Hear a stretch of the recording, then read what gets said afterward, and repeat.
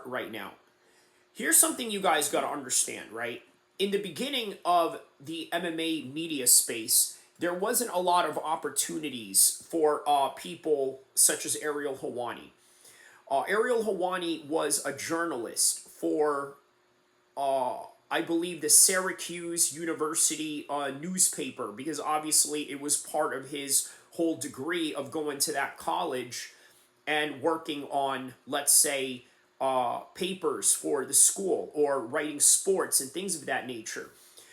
His first love was basketball, obviously.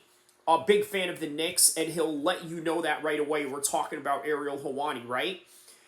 Big fan of the Knicks, but number one love, I think first and foremost, was and is mixed martial arts. That is his number one love.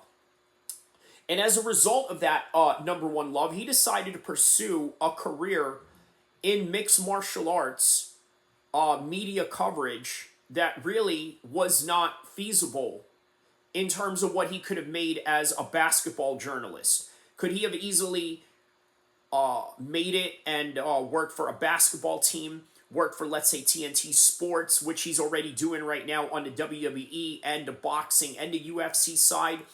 Yes, those are all possibilities. But the reality of Ariel Helwani getting into this space was not a guarantee during the early 2000s, but he created a lane out of it. And not only that, you also have to understand that back then, if you are a journalist, you get paid a fixed amount for the fact that you work for a newspaper, because you work for a TV company or a TV news network, or maybe perhaps you work for, let's say, a film industry of some sort, right? There's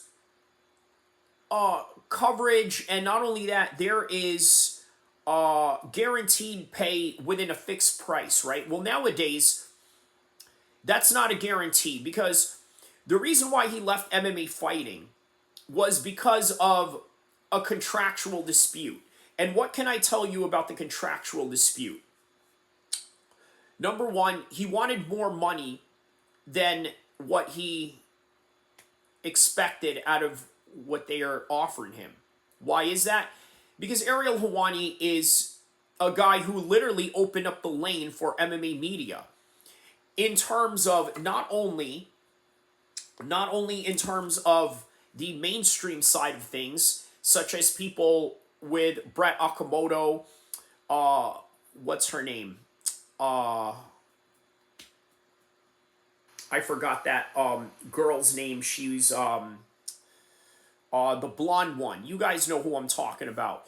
But either way, she is a staple of something that Ariel Helwani had helped build, right? Because otherwise, you would just have nothing but fighters, experienced UFC guys that are up there, which, by the way, is what they're doing in the first place, right? They have mostly experienced UFC guys that are up there.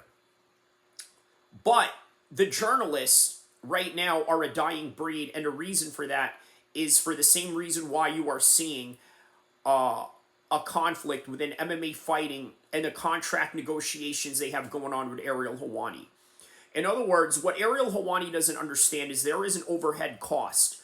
An overhead cost that somebody like MMA Guru, somebody like myself, somebody like MMA Joey, somebody like MMA A-Holes, somebody like Boxing Ego, somebody like Zayn Musa Boxing, all these guys, they don't have to pay anybody absolutely anything for their production because they are the one-man production. Now, if you work for a media conglomerate, yes, you're going to have a certain amount of views. Yes, you are going to garner a certain amount of audience and garner a large population sample of attention. But the reality is that you're going to have to pay the people that are doing the lights. You're going to have to pay the people that are doing the cameras. You're going to have to pay the people that are doing the production behind the scenes that can do things like this, do this, and that. And if you're not watching the live portion of this right now with the MMA Guru Insights Riots in the UK live stream, What I'm doing right now is literally shifting back screens back and forth, and you can see that in the live stream, but you're not seeing that in the live video, or I'm sorry, the video recording of this right now. But if you are in the live stream, look, you see me flipping these screens like this. This is free for me to do. This is absolutely free for me to do. Okay, but if you had a production team behind you, you would have to pay them just to do things like that. So the overhead cost is a lot, right? So in other words, what I'm trying to say is that the YouTubers are beating out the mainstream media people. And that's just the reality of it. Because it's low production, and not only that, it's in high demand. So I want you to remember this, the business aspect of this, right? Because everything is about supply and demand. And what is the demand here? The demand is constant content for MMA and various opinions and subjective opinions, to be quite frank. But not only that, really just a world of entertainment that mainstream news may not be able to offer or try to offer, but comes off as really fake. So this is what Ariel Helwani has to contend with. Now with Yahoo, let's answer the next question. Why is he with Yahoo? Well, the question is, why not? Obviously, Yahoo is a mainstream media company. Ariel Helwani is going to go with them because they're going to offer him mainstream media money as a result of that. And these other companies, such as MMA Fighting, all these other MMA websites, they just don't see the benefits of having somebody like Ariel Helwani on their team when they have to pay all these overhead costs, and it doesn't justify the price that Ariel Helwani wants. So that is a reality. Why is it that Ariel Helwani can't see what MMA Fighting doesn't see? Why is it that he can't see that? I'll tell you why. Because like I said from the beginning of this video and this live stream, depending on when you're watching this, because if you're watching this on live stream right now, you are in an exclusive of watching me record a live video. So for those that are in the live video right now, I got to ask you, what is it that Ariel Helwani doesn't see that MMA Fighting sees? I'll tell you what it is.